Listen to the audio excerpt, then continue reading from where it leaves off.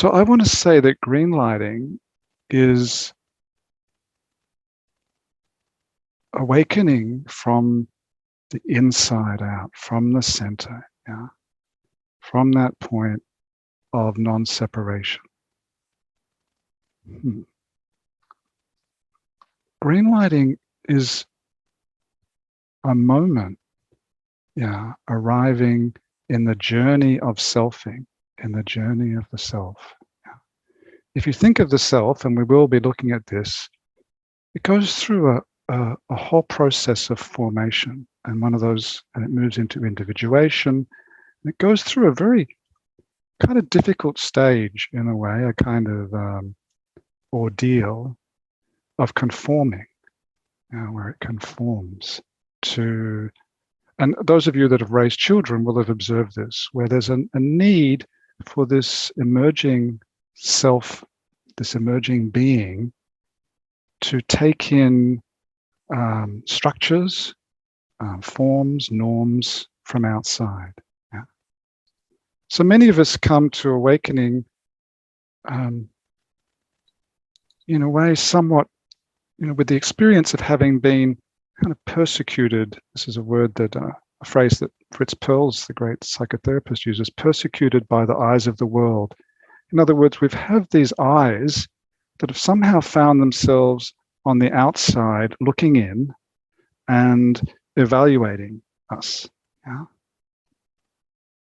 So we're moving from telling ourselves how to be, yeah, or being told how to be, to being how we are.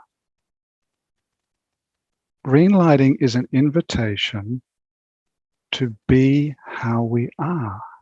It's permission to be yourself. It might seem strange that we need that permission, but it gets clearer when we see the history. So greenlighting gives us the go-ahead to be who, how, what we are, without needing to be changed, fixed, without needing the uncomfortable parts to be eradicated, dissolved, or sanitized, and so on. So in this way, greenlighting seems to dissolve a boundary that has formed in us between what some people might call, say, the true and the false self. It was an artificial distinction. It was never real. We will be looking at this in terms of the ego shortly too. And as we allow ourselves to be who, how, what we are, moment by moment, we find ourselves not out here sort of tweaking, managing, controlling, but falling, dropping into the core, into the truth of what we are living as this form, as this self. But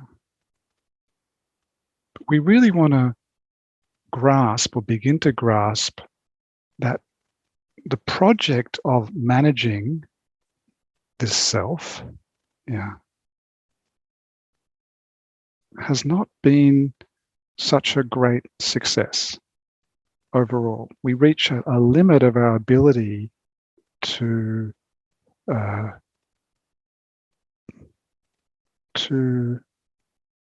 use our own thinking mind to control, adjust, tweak, perfect this finite form that we are. And slowly that project, the project of self-improvement, of personal development, starts to crumble. And many of us have been through that, and we call it rotting, that sort of composting, decomposition process that brings us to the cusp of something new. And we would only get there through a kind of collapse or a failure or a disintegration of an old structure, an old system, an old model, an old template that we were working from. So we want to look a little bit at how greenlighting emerged. So I want to say something rather bold that may even be true, that greenlighting is playing the role that meditation once played for our spiritual unfoldment. Yeah. Because there are people that I work with, people I know who are coming through into their whole being realization, who have never meditated or can't meditate, and for whom that fundamental way of fundamental practice of self-discovery is no longer relevant. It's not to say that meditation is important, but in my view, greenlighting has a centrality now, which meditation once had, meditation and mindfulness.